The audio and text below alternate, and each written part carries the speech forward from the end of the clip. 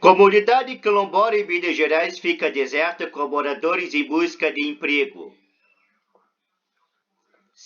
Cidade de São Paulo, Folha Press. Vila Santo Isidoro é uma comunidade quilombola certificada pela Fundação Cultural Palmares em 2006, que fica no município de Beliro, norte de Minas Gerais. É conhecido como uma vila deserta entre os meses de abril e novembro, quando cerca de 40% de seus 750 moradores migram para outras localidades para trabalhar nas colheitas de cana de café, sobretudo ao sul e Minas e Goiás, por absoluta falta de outra possibilidade de ganho da região. O fim de ano é a época de maior fatura e festa quando os migrantes e nem todos voltam para suas casas com um pouco de dinheiro no bolso. O homem alto magro de ascendência africana contou que, neste ano, passou 7 meses trabalhando longe da família numa usina de produção de álcool em Goiás, em condições próximas àquelas que chama de uma segunda escravidão. Ele prefere não divulgar o nome nem o da usina porque pode e deve precisar voltar ao mesmo trabalho do ano que vem. Olha, seu moço, vou dizer para o senhor, não deve ser muito diferente do que meus antepassados escravos passaram em outros tempos, disse ele. Trabalho por 12 horas por dia embaixo do sol, com pequenas paradas para beber água, lanche e comer babita. À noite dorme mais de 40 no único cômodo e às 4 da manhã já todo mundo de pé. O morador contou ainda que a remuneração da usina é por produção, o que deixa o trabalho ainda mais cansativo, já que a produtividade está diretamente ligada ao maior esforço físico. Quem não trabalha exaustivamente, ele diz, fica com média de produção abaixo dos colegas e não ganha o suficiente. Outra moradora de Vila Santo Isidoro, que igualmente não quer ter o nome divulgado, contou que deixou de ir para a colheita de café depois que teve seu filho. Descobri que estava grávida do meio da colheita, mas não contei para ninguém porque se o patrão soubesse, me cortava do serviço, disse. Foi trabalho duro, de sol a sol, mas graças a Deus não afetou minha criança. Agora apenas o marido viaja para a colheita e fica 6 meses por ano longe da família. De acordo com a professora Sandra Aparecida Santos, que leciona na única escola da Vila Santos Isidoro, a migração em massa afeta a vida de toda a comunidade. A gente observa a ausência da figura paterna das famílias, porque geralmente os homens que viajam, disse.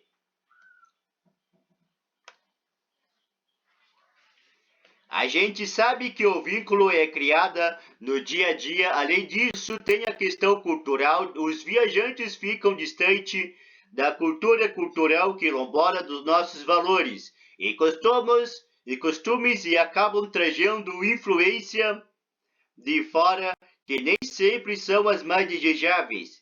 Vila Santos Isidora foi fundada nos anos de 1950 por descendentes de escravos que se reuniam em torno de um cruzeiro para fazer orações. Antes disso, do século XIX, o local abrigava escravos fugidos de garimpos da região de Diamantina, distante 250 quilômetros. A ancestralidade dos moradores faz com que até hoje eles preservem elementos da cultura africana como o congado e a festa da Nossa Senhora do Rosário dos homens pretos. Segundo o IBGE, Instituto Brasileiro de Geografia e Estatística, Beliro é um dos municípios mais carentes de Minas Gerais, com PIB Produto Interno Bruto per capita de R$ 8,6 mil contra R$ 35,9 mil na média brasileira.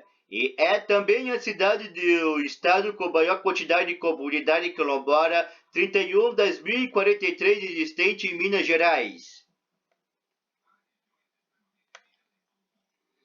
A situação precária de trabalho que se submete os moradores da Vila Santo Isidoro não é uma exclusividade daquele lugar. De acordo com Rosana Avelar, pesquisadora da CDFES, Centro de Documentação Eloy Ferreira da Silva, uma ONG mineira que estuda os movimentos sociais, essa realidade comum, sobretudo em comunidades do Vale do Jequitinhonha e do norte de Minas. Muitos quilombolas da falta de oportunidade de gerar renda no local ou na região que vivem se submetem a trabalhos em grandes lavouras e propriedades em São Paulo e Goiás, explicou. Um estudo conduzido por pesquisadores da UEFMG, Universidade Federal de Minas Gerais, procurou estabelecer a relação entre municípios com comunidades quilombolas e cidades com presença de trabalhadores resgatados em condições análogas à escravidão. Cruzando dados do Ministério Público do Trabalho do IBGE e da Fundação Cultural Palmares, os pesquisadores Bernardo Freitas Gonçalves e Diego Rodrigues Macedo chegaram à conclusão de que metade dos municípios estudados que tinham comunidades quilombolas possuíam também pessoas resgatadas em situação análoga à escravidão. Já nas cidades estudadas sem a presença de quilombolas, esse índice caía para 25%. De acordo com Alpiniano de Prado Lopes, procurador-chefe do Ministério Público do Trabalho em Goiás, a maioria esmagadora das mais de 200 pessoas resgatadas em condições análogas à escravidão daquele estado neste ano era negra ou parda. Realmente estamos vivendo uma segunda escravidão tão grave como a primeira, disse ele. Hoje não temos os grilhões, mas em compensação as pessoas são consideradas descartáveis. No tempo da escravidão, os senhores preservavam a vida dos cativos pelo interesse patrimonial. Hoje nem isso.